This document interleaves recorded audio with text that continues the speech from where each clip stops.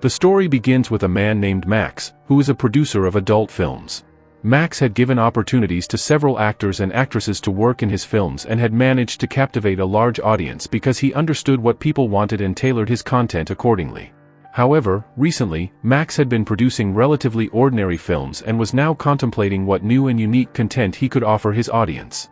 He wanted to create something hardcore that would enthrall his viewers again.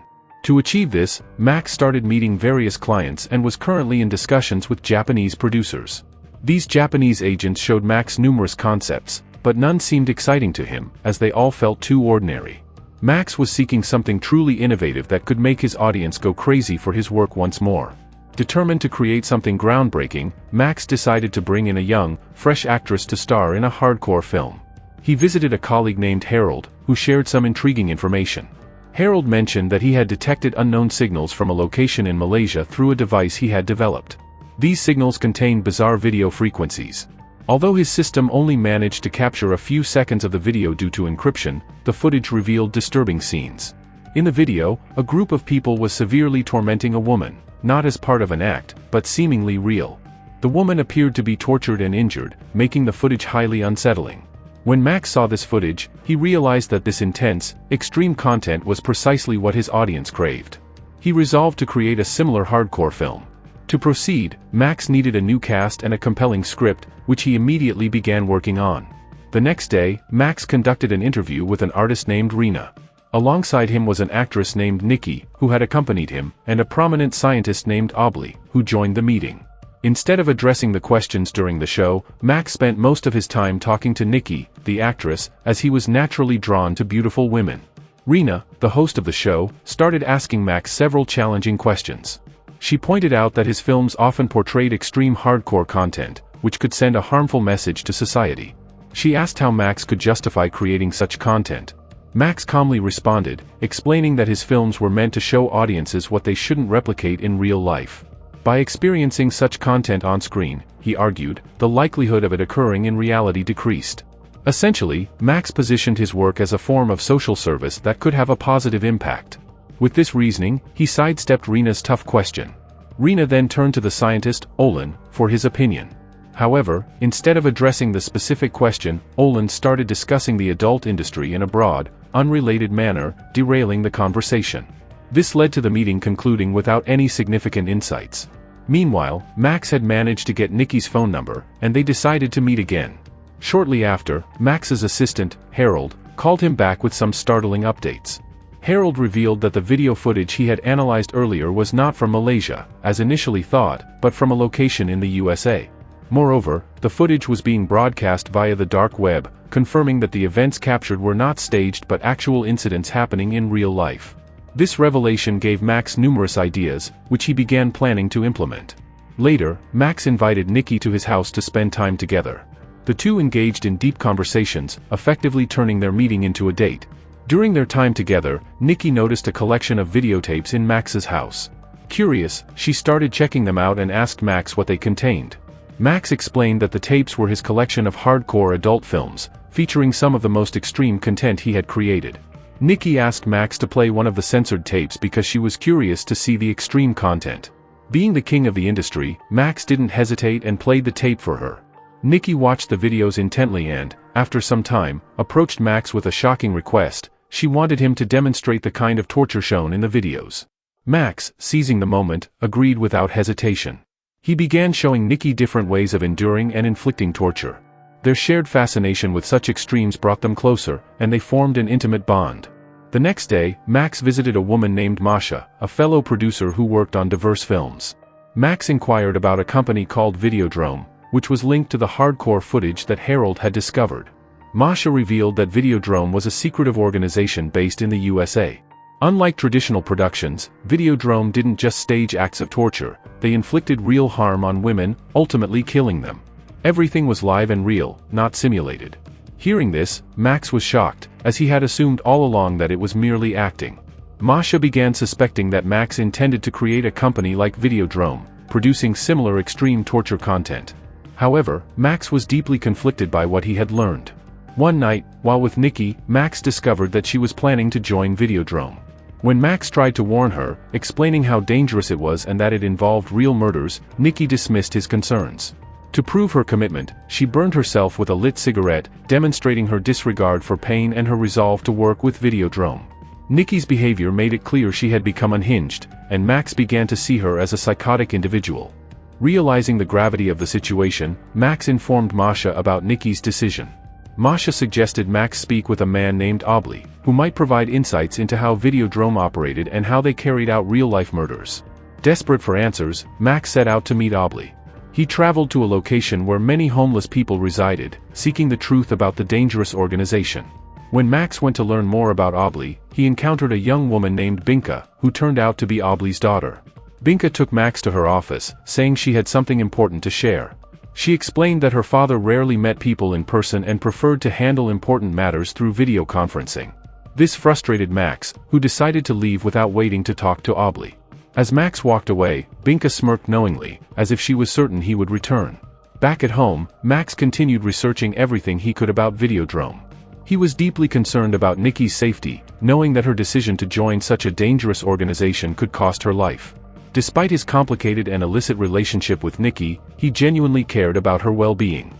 Max compiled all the information he gathered, trying to piece together the dark puzzle of Videodrome. Later, an employee named Linda arrived at Max's house, bringing a videotape sent by Binka.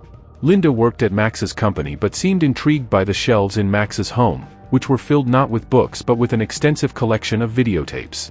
Curious, Linda asked Max what the tapes contained. Max, already on edge, told her to leave, but Linda couldn't resist reaching out to touch the tapes. This infuriated Max, and in a moment of uncontrollable anger, he slapped Linda. Almost immediately, he regretted his actions and apologized profusely. However, Linda, seemingly unfazed, told Max he hadn't actually done anything to her and wondered why he was apologizing. This moment revealed that Max had been hallucinating. The slap and much of what he thought he had seen were nothing more than a distortion of his mind. Linda eventually left after handing over the videotape. Max, still unsettled, decided to play the tape. To his shock, the tape began moving on its own before he even started it. Alarmed but curious, Max inserted the tape into the player to see what it contained.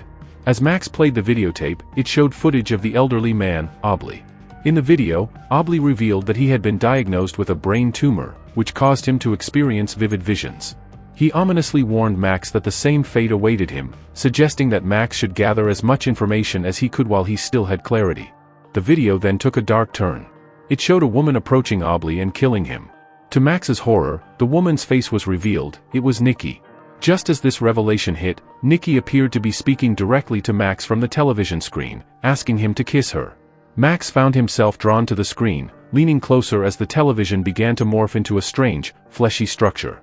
It became clear that this was another hallucination, a part of the disturbing visions Max was experiencing. He realized that all of this, his visions, the connections, and the unfolding chaos, might be tied to Aubrey. The next day, determined to uncover the truth, Max went to Binka and confessed everything. He told her about his hallucinations and the strange things he had experienced. Binka, however, wasn't surprised. She admitted that she had been expecting Max to return. She then led him to a large, hidden archive filled with video footage of her father, Aubrey. There, Binka revealed a shocking truth: her father had died months ago. However, she had preserved his thoughts, ideas, and knowledge through these recorded tapes. This was why she had insisted that Max communicate with Aubrey via video conferencing, because Aubrey no longer existed in the physical world. Max was deeply confused and disturbed. He left Binka and went straight to his assistant, Harold. Max began questioning Harold, asking if he, too, had been experiencing hallucinations ever since they had watched the Videodrome footage. Harold, however, denied it, insisting that he felt completely normal. This made Max realize that whatever was happening was only affecting him. His connection to the Videodrome footage, Nikki, and Aubrey was growing deeper and more sinister, leaving him unsure of where reality ended and his visions began. The next day, Max was once again engrossed in watching the Videodrome footage. This time, a new video of Aubrey played unexpectedly. In the video, Aubrey explained a horrifying truth: watching the Videodrome footage causes a tumor to form in the viewer's brain. This tumor, he said, was unique. It would induce vivid hallucinations and eventually integrate into the body as a vital organ. As Max absorbed this shocking revelation, he suddenly noticed a strange crack forming in his chest. The crack was deep and surreal, almost as if his body were splitting open. In a daze, Max instinctively placed a nearby gun into the crack. To his astonishment, the crack closed on its own, sealing the weapon inside his body. Stunned, Max began to question his reality. Was he losing his mind, or was his body truly transforming? Just then, Max received a call from a man named Benny, who claimed to work for the Videodrome organization. Benny offered Max the chance to meet the manager of Videodrome if he came to a specific location. Intrigued and desperate for answers, Max agreed. A car was sent for him, and he was taken to an optics shop where Benny was waiting. At the shop, Benny explained that they had developed a device capable of recording the hallucinations and visions caused by Videodrome. Max, eager to understand what was happening to him, agreed to let them use the device on him. A large apparatus was placed on Max's head, and as it activated, he found himself submerged in a vivid hallucination. In his vision, Max saw Nikki, who seductively urged him to torture her. Unable to resist, Max complied, inflicting pain on Nikki as per her requests. Meanwhile, the device recorded every detail of Max's distorted perception. The lines between reality and illusion continued to blur for Max as the recording progressed. When Max snapped back to consciousness, he found himself lying on a bed. To his horror, Masha's lifeless body was lying next to him. Panicking, Max called his assistant, Harold, to take photographs of the scene. However, when Harold arrived, he insisted that there was no body in the room. It was clear that Max was still hallucinating, unable to distinguish between what was real and what wasn't. Realizing that he could no longer trust his own senses, Max instructed Harold to meet him at the office immediately, stating that he needed to discuss something urgent. With each passing moment, Max was sinking deeper into the twisted reality of Videodrome, unsure of what was real and what was a product of his own unraveling mind. When both of them reached the office, Max began explaining to Harold that ever since he had watched the Videodrome footage, he had been experiencing hallucinations and was unable to control his mind. However, Max couldn't understand why Harold, who had also seen the video, wasn't experiencing similar hallucinations. Harold then revealed the truth: he had never actually watched the footage. He explained that he had only received pre-recorded video clips that he had shown exclusively to Max. This revelation exposed a hidden truth, that Harold was colluding with the same people who had targeted Max. Soon after, Benny arrived at the scene, and it was revealed that Benny was the mastermind behind everything. Benny had collaborated with Harold to execute a plan to manipulate Max. They had distorted Max's mind to make him believe that he was experiencing these bizarre phenomena, and now Benny had complete control over Max's thoughts. Benny immediately inserted a cassette into the opening in Max's body. He then commanded Max to kill all his co-founders and transfer ownership of the entire company to Benny. Under Benny's influence, Max complied without question, pulling out a gun and killing his partners. Benny's plan succeeded, and Max's company now belonged to him. Benny then ordered Max to kill Bianca, Olin's daughter, fearing she could become a threat to him in the future. Without any control over his own mind, Max headed straight to Bianca with a gun, intending to kill her. However, Bianca was already aware of the conspiracy and managed to save herself just in time. She then shot Max directly. The shot didn't harm Max in reality, but it triggered a sound frequency that seemed to free Max from Benny's control. Bianca then explained everything to Max, revealing that Benny had been using him to execute his sinister plans. In this way, he would create his own army, which would only follow his commands. You were his first victim, but because of the sound frequency, you are now free. Together, we can destroy Benny. Bianca then explained all the plans to Max, warning him not to realize that he had regained his senses. They would have to kill Harold and Benny one by one. Max then went straight to Harold. Harold thought that Max was still under his control and would do whatever he commanded. But things didn't go as Harold expected. Max made a huge explosion inside the office, resulting in Harold's death. After killing Harold, Max headed straight for Benny, who was hosting a large show.